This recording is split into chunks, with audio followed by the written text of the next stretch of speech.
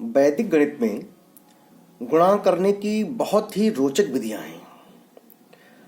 वैदिक गणित के सूत्रों के प्रयोग से अनेक प्रश्नों को मौखिक हल कर सकते हैं या फिर सीधे एक पंक्ति में उनके उत्तर को हम लिख सकते हैं। उन्हीं विधियों में से आज हम एक विधि को यहाँ पर पढ़ने वाले हैं और वो विधि है हमारी, उस विधि का नाम है एक न्यूनेन पूर्वेण। आज हम जिस विधि को यहाँ पर पढ़ने वाले हैं उस विधि का नाम क्या है? एक न्यूनेन पूर्वेण। ये वैदिक गणित की बहुत ही सरल विधि है। इसमें हम देखेंगे किस प्रकार से बड़ी से बड़ी गुणा और बहुत ही आसान रूप में हम इसको कर सकते हैं। तो इसमें हम लोग करते क्या हैं, वैदिक गणित में जो हमारी ये एक न्यूनेन पूर्वेण विधि है, इसमें हमको क्या करना है जरा उसको देखेंगे। ये जो सूत्र हमारा है इसका हम लोग प्रयोग कैसे करते हैं इसके बारे में थोड़ा समझने का हम लोग प्रयास करते हैं। इसमें दो संख्याएं दिए होने पर किसी एक संख्या के सभी अंक 9 हो, क्या हो? 9 हो, तब इस सूत्र के प्रयोग से हम प्रश्न को सरलता से सीधे हल करके एक पंक्ति में उसका उत्तर लिख सकते हैं। इस सूत्र की क्या विशेषता है? ये हमारा सूत्र है एक न्यूनेन पूर्वेण। इसमें दो संख्याएं दिए होने पर, इसको मैं थोड़ा सा यहाँ पे लिख दे रहा हूं, दो संख्याएं दिए होने पर, दो संख्याएं दिए होने पर, यहाँ पे दो संख्याएं दिए होने पर एक संख्या के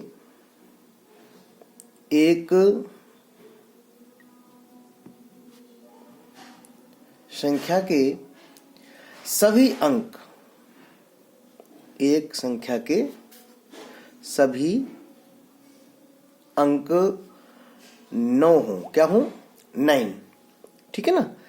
यहाँ पर आज हम इस विधि को पढ़ने वाले हैं, और भी विधियां पढ़ेंगे। सबसे पहले आज हम लोग इसी विधि को पढ़ने वाले हैं। यदि एक संख्या के सभी अंक 9 हो तो इस सूत्र का प्रयोग करते हैं। तो इस सूत्र, कौन सा सूत्र है? एक न्यूनेन पूर्वेण। इस सूत्र से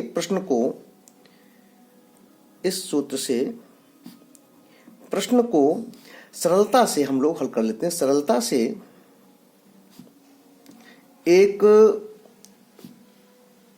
पंक्ति में कैसे करेंगे?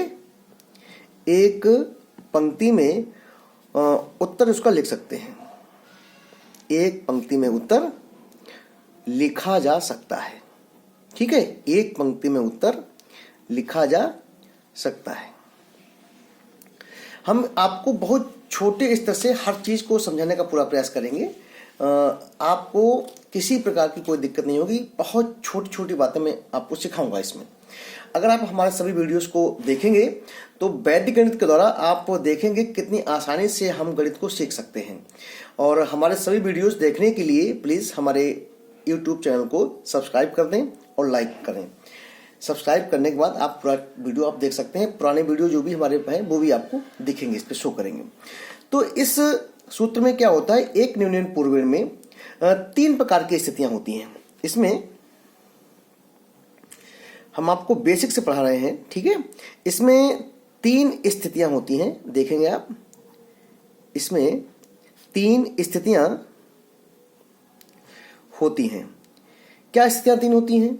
इसमें देखिए पहली पोजीशन क्या है? स्थिति 1, केस फर्स्ट होगा तो क्या होगा? इसमें 3 केस होते हैं, 3 प्रकार के केस इसमें हो सकते हैं मैक्सिमम।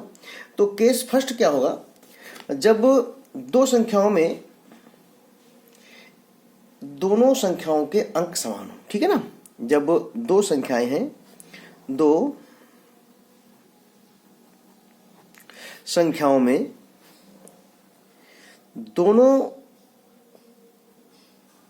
संख्याओं में अंकों की संख्या समान हो, ठीक है ना।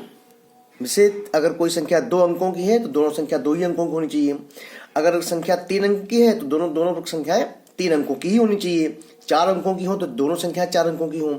5 अंकों की दोनों संख्याएं 5 अंकों की हों, तो अगर जो भी दो संख्याएं हैं उनमें अंकों की संख्या समान हो, उनमें दोनों संख्याओं में अंकों की संख्या कैसी हो, अंकों की संख्या समान हो, ठीक है ना, अंकों की संख्या कैसी हो, समान हो। इसको हम लोग देखेंगे, अंकों की संख्या अगर समान है तो हम लोग उसको कैसे करते हैं, ठीक है। एग्जाम्पल लेते हैं, जैसे एक एग्जाम्पल लिया हमने, मान लीजिए 54 इंटू 99, 54 इंटू 99, इसकी हमें मल्टीप्लाई करनी है। तो इसमें क्या करते हैं हम, सबसे पहले मैंने आपको बताया एक न्यूनन पूर्वण में, तो इसको हम, जो हमारी संख्या एक है 54, इसको हम चाहे तो इसको ऐसे भी लिख सकते हैं 54 इंटू 99, ठीक है ना, ऐसे। अगर इसको प्रचलित विधि जो हमारे पास ट्रेडिशनल मेथड है हमारे पास, उससे करते हैं तो इसमें टाइम लगता है थोड़ा सा, 1 मिनट 2 मिनट लगेगा। इसमें पहले 9 से मल्टीप्लाई करेंगे, फिर 9 से मल्टीप्लाई करेंगे, उसके बाद इन दोनों को हम जोड़ते हैं, तो 3 लाइन इसकी बनती हैं, और तीसरी लाइन में आपको जोड़ करके इसका जो भी हम होगा ऐड करेंगे, उसका आंसर मिलता है। लेकिन हम इस एक न्यूनन पूर्वण वैदिक मेथड से हम इसको एक पंक्ति में डायरेक्ट आंसर निकालते हैं, और 5 सेकंड से अधिक समय इसमें नहीं लगने वाला है, ओनली 5 सेकंड, ठीक है ना। तो क्या करेंगे, सबसे पहले देखें आप, जो संख्या हमारी लिखी है 99 से अलग जो 54 संख्या है, इसमें इकाई अंक से हम एक कम कर देंगे, एक न्यूनन पूर्वण, ठीक है ना। तो इसका जो इकाई अंक है हमारा 4 है यहाँ पे, तो इसमें से एक कम करेंगे तो कितना हो गया, 53 हो गया, ठीक है ना। अब इसके बाद क्या करना है, इसको हम 2 स्टेप में, 2 खंड में बांट सकते हैं, 2 पार्ट में, 2 पार्ट इसके करते हैं। तो पहले पार्ट में क्या किया हमने, 54 को लिखा 53, राइट। अब इसके बाद क्या करते हैं कि जो भी अंक हमारे पास यहाँ पर, इसमें सभी अंकों को इस प्रकार से लिखना है हमें सेकेंड पार्ट में कि उसका योग, उसका जो सम आए वो 9 आए। तो 5 में कितना हम जोड़ेंगे कि 9 आएगा, 5 प्लस 4, 5 प्लस 4, 5 प्लस 4 9 हो जाएगा, और 3 प्लस 6 9 होगा, 6 3 9, 5 4 9, ठीक है ना। तो इसका जो आंसर आया क्या हो गया, इसका जो आंसर है वो हमारा हो गया है 5 3 4 6, ये हमारा आंसर हो गया। एक लाइन में आंसर है, 5 सेकंड मुश्किल से इसमें लगता है, ठीक है ना। और इसमें इतना ही नहीं, हम बड़ी से बड़ी मल्टीप्लाई भी इसी प्रकार से कर सकते हैं। अभी आप आगे देखने वाले हैं कैसे कैसे हम इसको करते हैं, ठीक है ना। जैसे मान लीजिए हमने कोई बड़ी संख्या ली, और वो संख्या 5 अंकों की है, 3 अंकों की है। इसमें हम दूसरा एग्जाम्पल लेते हैं, जैसे मान लीजिए हमारी कोई संख्या 5 डिजिट है, ठीक है ना, 8 4 3 7 6, राइट। और इसकी मल्टीप्लाई हमें करनी है 9 9 9 9। मैंने आपसे पहले ही कह दिया था कि एक न्यूनन पूर्वण जो है ये अप्लाई तभी होता है जब 2 संख्याएं जो हमारे पास है उनमें से एक संख्या ऐसी है जिसके सभी अंक क्या होंगे, 9 होंगे, ठीक है ना।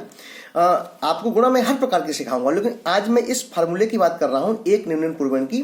तो इस फार्मूले में यही कंडीशन होती है कि हम इसमें प्रयोग करते हैं, ठीक है ना। तो देखेंगे अब इसकी मल्टीप्लाई हम कैसे करेंगे। मैंने आपको क्या नियम बताया कि सबसे पहले हम क्या करते हैं, जो संख्या हमारी लिखी हुई है इसके इकाई अंक से एक कम करते हैं, ठीक है ना। तो हम 6 है यहाँ पर इकाई अंक, इसमें से एक कम करेंगे, 1 माइनस करेंगे, तो कितना आएगा, 8 4 3 7 5। यहाँ 6 था, कितना हो गया, 5 हो गया, राइट। ये हमारा फर्स्ट पार्ट हो गया। सेकंड पार्ट में क्या करना है मुझे, अब प्रत्येक अंक में वो संख्या जोड़नी है कि जोड़ने पर 9 आ जाए, 9 आ जाए, ठीक है ना। तो 8 में क्या जोड़ेंगे, 1, 8 plus 1 9, 4 plus 5 9, 3 plus 6 9, 7 plus 2 9, 5 plus 4 9। अब देखिए आपका आंसर एक लाइन में आ चुका है। तो एक लाइन में इसका आंसर क्या हो गया, 8 4 3 7 5 1 5 6 2 4। ये हमारा आंसर आ चुका है। तो कहने का मतलब ये है कि ये मैं 2 पार्ट्स में करता हूं, जब आप इसकी प्रैक्टिस